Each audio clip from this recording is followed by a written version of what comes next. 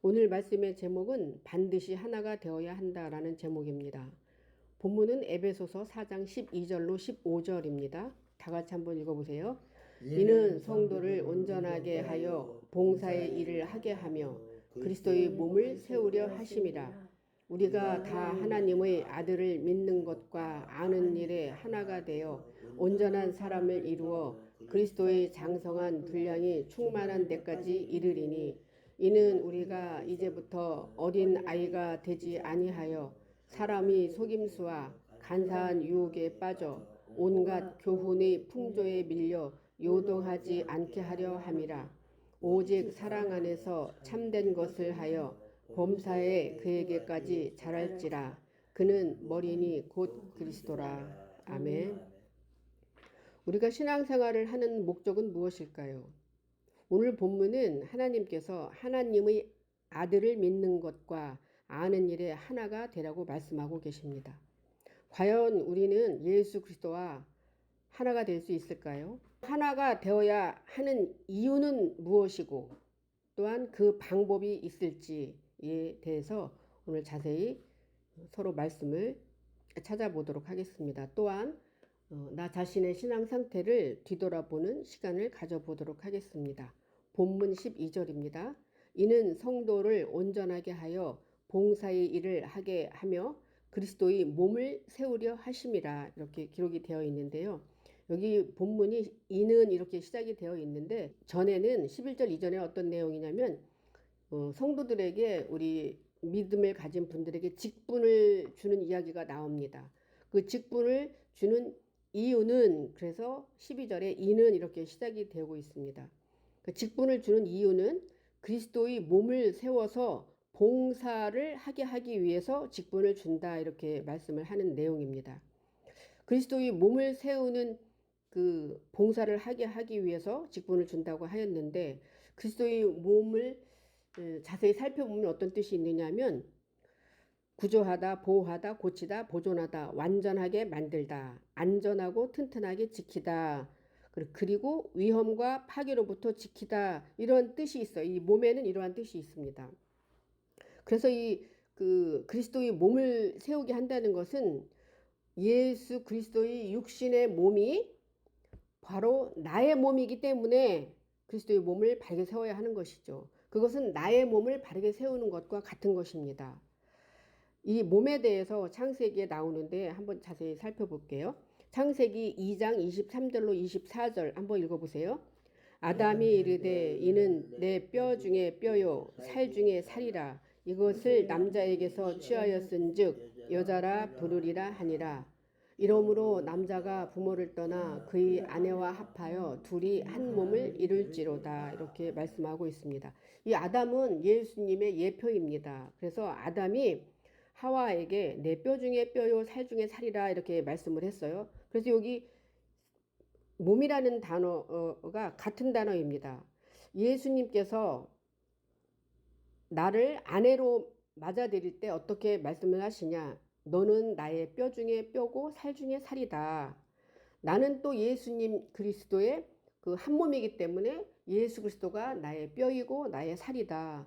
그래서 이 몸이 이렇게 중요한 겁니다. 그 예수 그리스도와 내가 한 몸이 되어야만이 그 몸을 바르게 세우게 하기 위해서 우리에게 직분을 주셨다. 이렇게 말씀하고 있습니다. 목사님뿐만 아니라 집사, 권사, 장로, 성도 모두가 예수 그리스도와 한 몸을 이루어야 되는 것입니다. 민수기 6장 7절로 8절에는 그의 부모 형제 자매가 죽은 때에라도 그로 말미암아 몸을 더럽히지 말 것이니 이는 자기의 몸을 구별하여 하나님께 드리는 표가 그의 머리에 있음이라. 자기 몸을 구별하는 모든 날 동안 그는 여호와께 거룩한 자니라. 예수 그리스도의 몸이기 때문에 우리는 거룩하게 구별된 삶을 살아야 된다라고 말씀하고 있습니다. 왜냐하면 나의 몸이 예수 그리스도의 몸과 한 몸이기 때문에 우리는 거룩한 삶을 살아야 된다. 이렇게 성경은 말씀하고 있습니다. 여기 몸을 구별하는 모든 날 동안 그랬어요. 모든 날은 어떤 뜻이 있느냐면 내 생애 전체를 이야기합니다. 내 생애 죽는 날까지 나는 모든 날을 구별하는 삶을 살아야 되는 것입니다. 나의 몸은 예수 그리스도의 몸과 하나이기 때문에. 같은 이야기가 계속 반복되는데요. 에베소서 5장 22절로 27절 한번 읽어보세요. 아내들이여 자기 남편에게 복종하기를 주께 하듯 하라. 이는 남편이 아내의 머리됨이 그리스도께서 교회의 머리됨과 같음이니 그가 바로 몸의 구주시니라. 이는 곧 물로 씻어 말씀으로 깨끗하게 하사 거룩하게 하시고 자기 앞에 영광스러운 교회로 세우사 티나 주름 잡힌 것이나 이런 것들이 없이 거룩하고 흠이 없게 하려 하심이라. 몸을 거룩하게 해야 되는 것은 왜 어떻게 해야 되느냐? 물로 씻어 말씀으로 깨끗하게 해야만이 우리가 거룩하게 될 수 있다. 왜냐하면 나의 몸이 바로 교회이다. 그 교회의 머리는 예수 그리스도입니다. 그래서 나의 남편에게 복종하기를, 나의 남편은 예수 그리스도, 씨를 가진 남편에게 우리는 늘 말씀에 복종을 해야 되는데, 그 복종한 할 수 있는 원천은 내가 날마다 하나님의 말씀으로 내가 나를 깨끗하게 말씀으로 나를 씻어야만이 우리가 거룩하고 구별된 삶을 살 수 있다, 이렇게 말씀하고 있습니다. 같은 내용이 히브리서 10장 22절에도 나옵니다. 우리가 마음의 뿌림을 받아 악한 양심으로부터 벗어나고 몸은 맑은 물로 씻음을 받았으니 참 마음과 온전한 믿음으로 하나님께 나아가자, 이렇게 말씀하고 있습니다. 몸을 우리가 깨끗이 씻어야만이 온전한 믿음이 될 수 있다, 이렇게. 그래야 그 믿음으로 하나님께 나아가는 것입니다. 그 어떤 행위로도 우리는 하나님께 나아갈 수가 없습니다. 믿음만이 하나님께 나아갈 수 있다.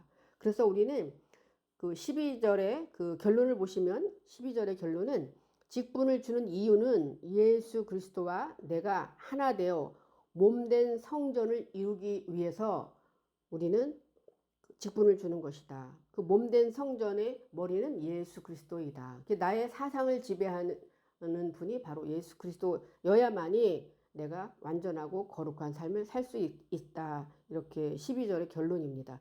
본문 13절 보겠습니다. 우리가 다 하나님의 아들을 믿는 것과 아는 일에 하나가 되어 온전한 사람을 이루어 그리스도의 장성한 분량이 충만한 데까지 이르리니. 하나님께서는 우리가 하나님을 제대로 알고 믿는 것에 하나가 되라. 그래야 우리가 온전한 사람이 될 수 있고, 온전한 사람이 되는 것은 그리스도의 장성한 분량에까지 이르러서 사상이 하나가 된다고 하면 장성한 분량까지 갈 수 있다, 이렇게 말씀하고 있습니다.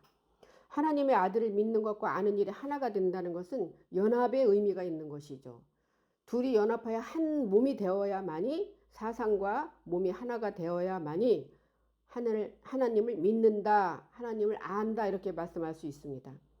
믿는다는 데는 어떤 뜻이 있냐면 설득하다, 신용하다, 확신하다, 이런 뜻이 있어요. 어근을 찾아가면 화해하다, 진정시키다, 동의하다, 친구로 만들다, 이런 뜻이 있습니다. 그래서 내가 하나님을 믿는다는 것은 내가 하나님에 대한 신용, 설득, 확신이 있어야 되는 것이죠. 그래서 그것은 하나님과 내가 완전히 화해가 되어야 되는 것이죠.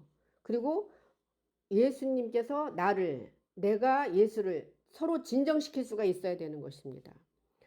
그리고 어떤 일에 동의가 다 돼야 되는 것이고, 예수님은 나는 예수님을 친구로 서로 만들어져야만이 우리가 그 믿음이 있다, 이렇게 말씀할 수 있어요. 그래서 하나님에 대한 신용, 설득, 확신이 없으면 우리는 믿는 게 아니에요. 애매모호하게 믿는 것이다, 이렇게 볼 수 있습니다. 그리고 하나님의 아들을 믿는 것과 아는 일에 이렇게 되어 있는데, 이 안다라는 것은 완전 식별입니다. 그리고 인정하다, 승인하다.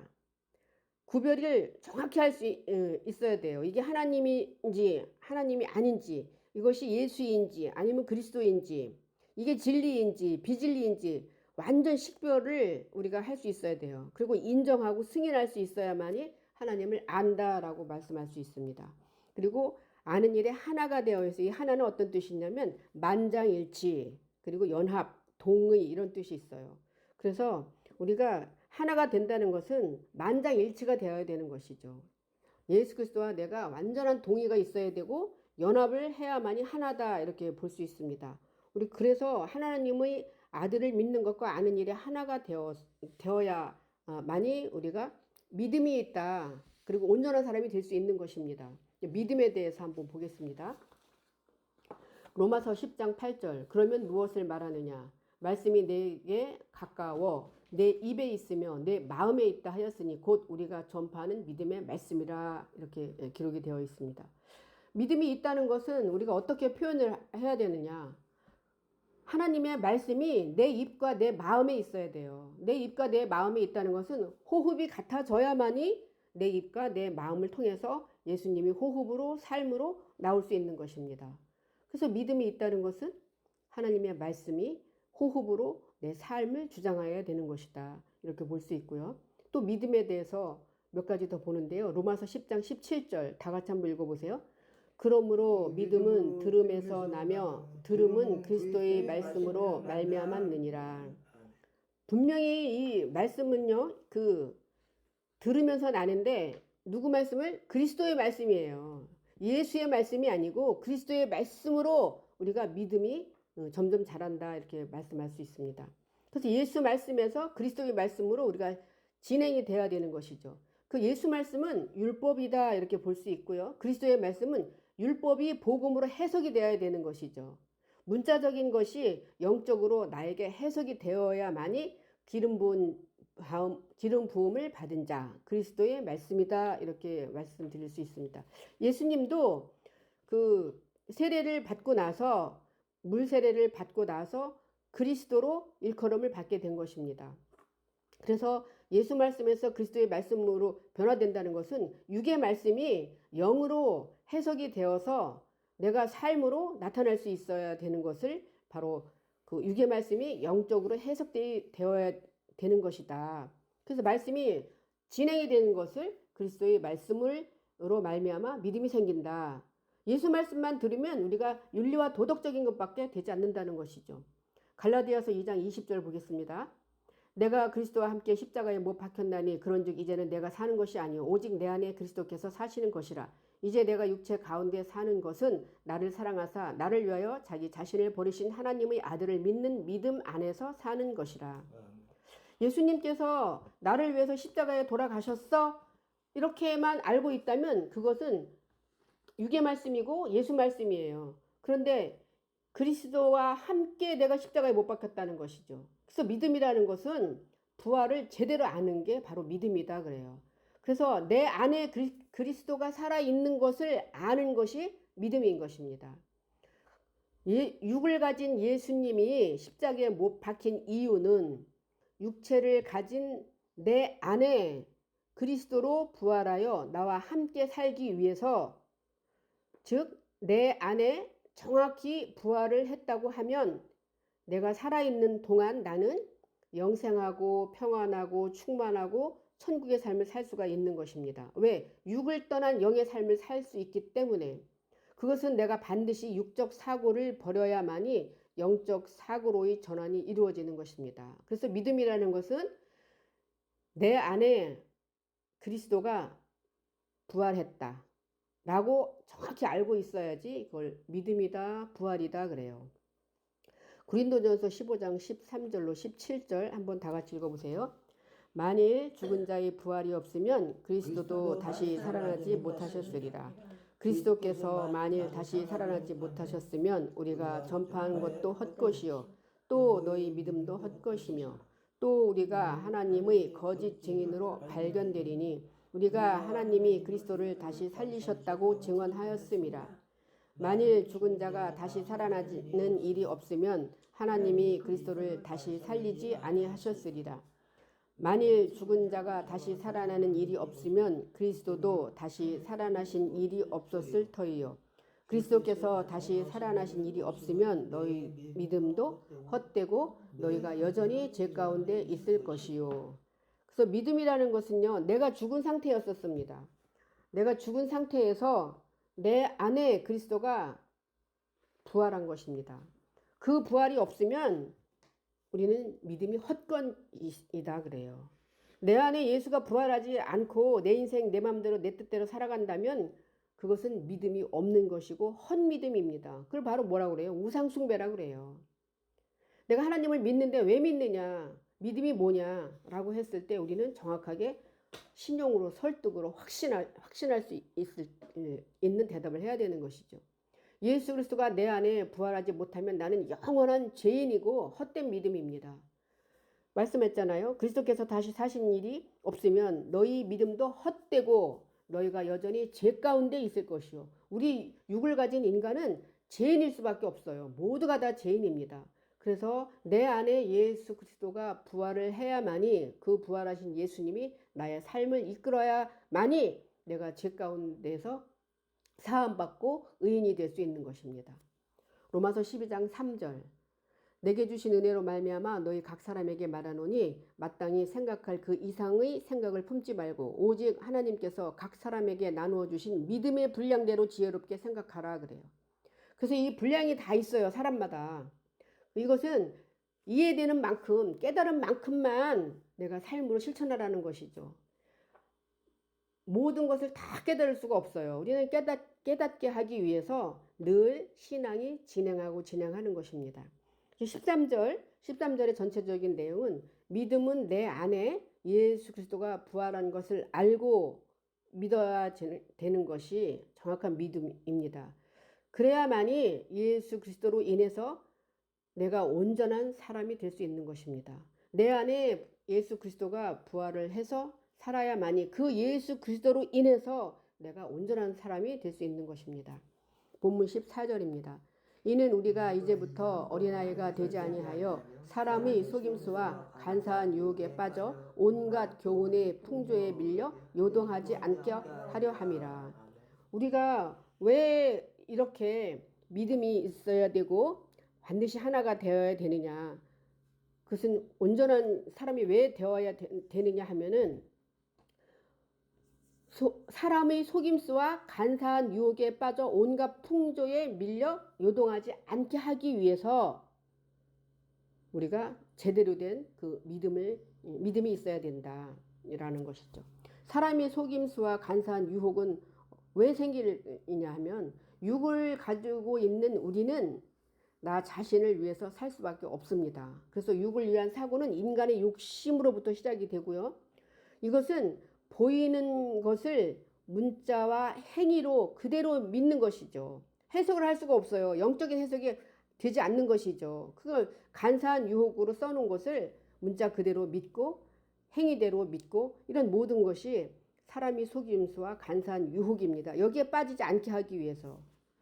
하나님의 말씀을 제대로 해석하지 못한다고 하면 우리는 율법으로, 종교로, 구습으로, 어떤 행위적으로 우리가 노력을 해서 어떻게 하나님을 잘 믿으려고 노력을 무지만이 한다는 것이죠. 그런 것은 아무 필요가 없는 것입니다. 왜냐하면 하나님은 물질이 아니고 비물질이에요. 하나님은 육이 아니고 영이란 말이죠. 그래서 우리가 영에게 보이지 않는 영에게 무엇을 어떻게 자꾸 하려고 하지 말아라 라는 것이죠.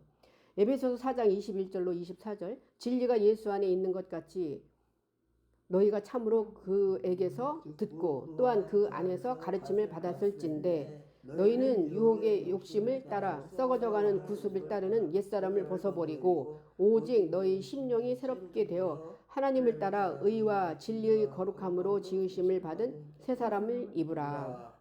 그래서 우리가 유혹의 욕심 이거는 구습이에요. 나의 옛사람이죠. 육을 가지고 있었을 때의 나의 그 옛사람 그 사상을 버려버리라는 것이죠. 옛사고를 벗어버려서 부활하신 예수님이 내 안에 있다고 하면 그것은 심령이 새롭게 되는 것입니다. 왜? 하나님의 영으로 우리가 바뀐 거예요.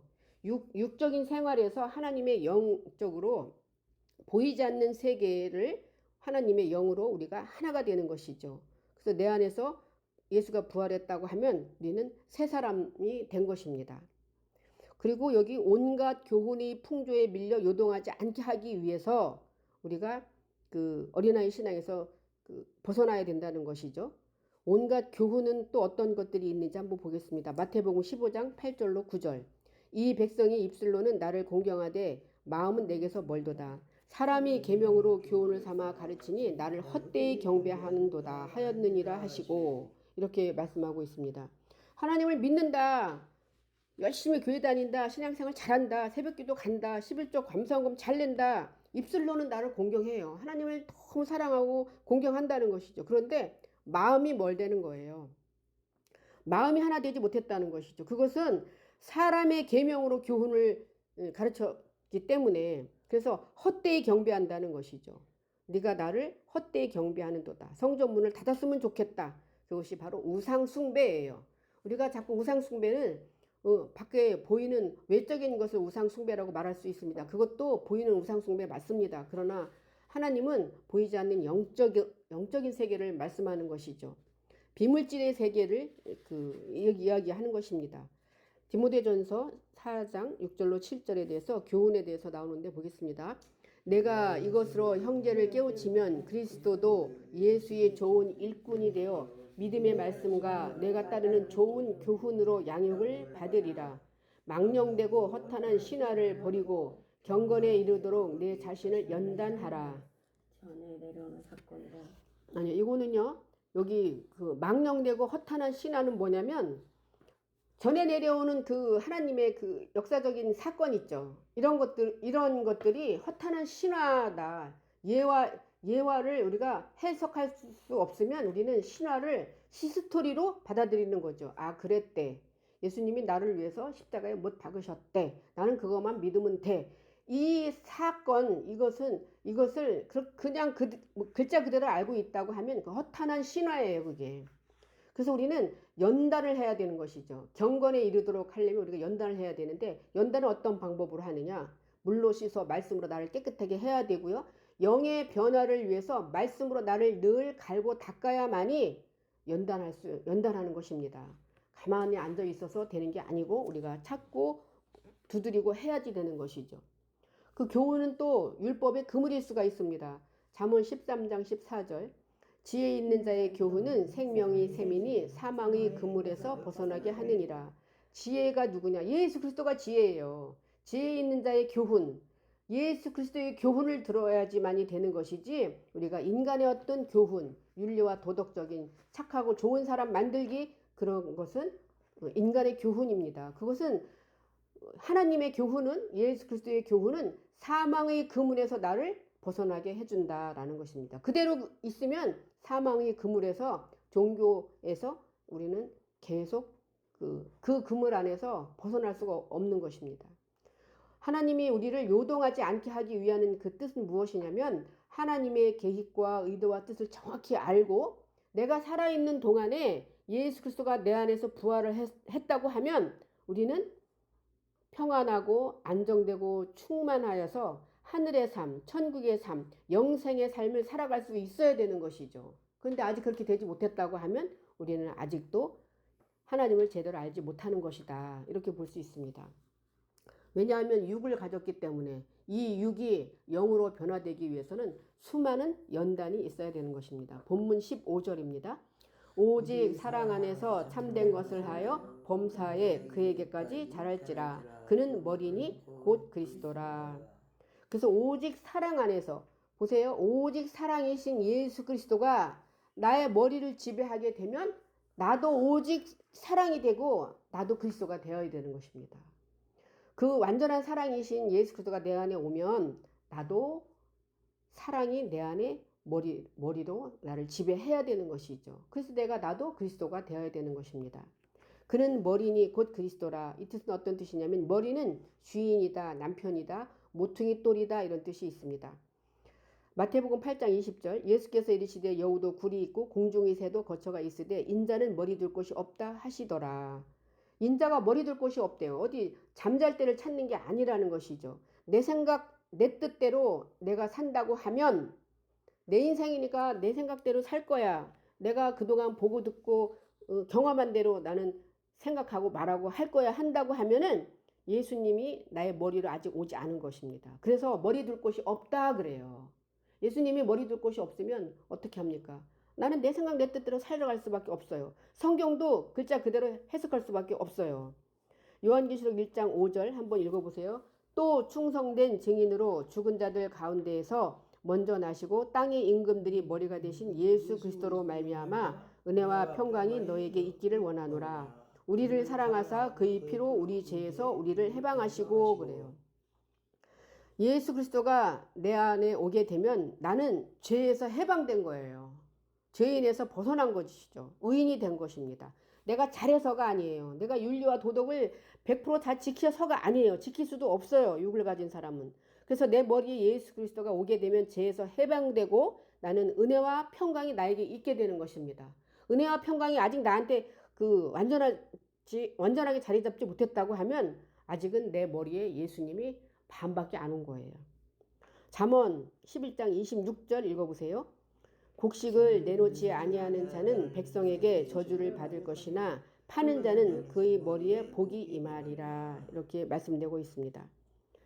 곡식을, 내 곡식, 그동안 내가 먹은 양식, 이걸 내놓으라는 거예요. 그렇지 않으면 우리는 저주를 받을 것이고, 그런데 그것을 파는 거죠. 내 것을 팔고 예수 그리스도를 사게 되면 내 곡식을 내놓고 내 양식을 내놓게 되면 그것을 바로 물물교환이고 파는 거예요. 그러면 나의 머리에 복이 임한다 그래요. 그래서 예수 그리스도가 내 머리로 내 사상을 지배하는 게 복이에요. 그 다른 게 복이 아니란 말이죠. 결론을 보겠습니다. 신앙의 결론은 오직 살아계신 예수 그리스도가 내 안에서 내 머리를 지배하게 되면 나는 살아서 천국의 삶을 살 수 있으며 나 또한 그리스도가 되는 것입니다. 그러기 위해서 창세기부터 계시록까지 신앙의 여정을 거울로 주신 것입니다. 성경을 보면서 나의 신앙 상태를 볼 수 있어야 되는 것입니다. 사람이 속임수와 간사한 유혹에 빠져 온갖 풍조의 교훈에 밀려 요동하지 않을 수 있게 하기 위해서 예수 그리스도와 나는 반드시 하나가 되어야 하는 것입니다.